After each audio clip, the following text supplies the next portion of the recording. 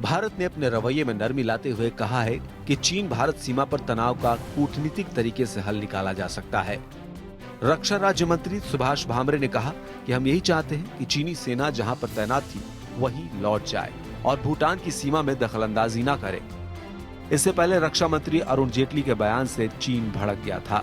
चीन की धमकी पर जेटली ने कहा था कि अब भारत 1962 वाला नहीं रहा। चीन ने इसे मुद्दा बना लिया और सीधी जंग की चेतावनी दे डाली।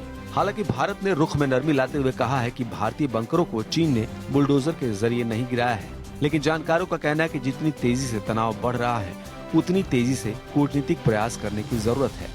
दरअसल मामला चीनी सनक का नहीं है, बल्कि चीन की बांग्लादेश समेत दक्षिण पूर्व के देशों के व्यापारिक मार्ग पर नजर है। हालांकि डोकला इलाके में सड़क निर्माण का सीधे तौर पर सिक्किम गलियारे से कोई लेना देना नहीं है, लेकिन भूटान के जिस इलाके में चीन ये निर्माण कर रहा है वो चुम्बी घाटी में आता है। इस इलाके में निर्माण न सिर्फ सामरिक वजह से बल्कि देश की आंतरिक सुरक्षा के नजरिए से भी बेहद अहम है।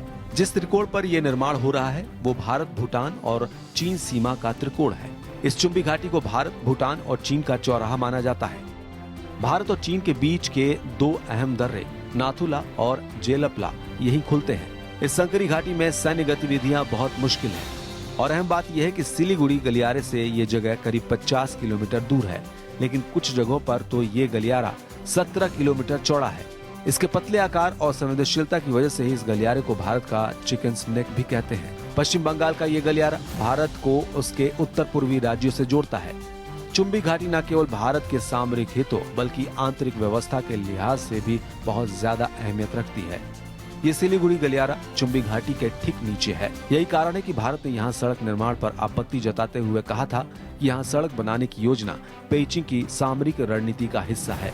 इसके मायने ये भी है कि डोकला इलाके में चीन सड़क निर्माण कर किसी भी सैनिक टकराव की हालत में रसद और मदद पहुँचाने के लिए संसाधन तैयार करना चाहता है। अगर टकराव के बाद अंतर्राष्ट्रीय बिरादरी के दखल से समझौता भी होता है तो चीन की कोशिश ये हो सकती है कि यहाँ से 50 किलोमीटर दूर चिकन नेक वाले हिस्से यानी सिलीगुड़ी गलियारे पर कब्जा हासिल हो जाए। इससे भारत सिक्किम समेत अपने सभी पूर्वोत्तर राज्यों से अलग हो जाएगा। वहीं चीन को इस रास्ते से बांग्लादेश के जरिए म्यांमार, लाओस, थाईलैंड और वियतनाम तक पहुंचना आसान होगा। इसलिए चीन की इस धमकियों को गीदड़ भभकी समझना सही नहीं होगा। पिछले 45 दिनों में चीन कम से कम 120 बार भारत में घुसपैठ कर चुका है, लेकिन माना यही जाता है कि PLA के सैनिक बाद में अपने इलाके में लौट जाते हैं। लेकिन इस बार चीन की जुबान काफी सख्त नजर आ रही है और उसमें साजिश की बू आ रही है। Bureau report APN।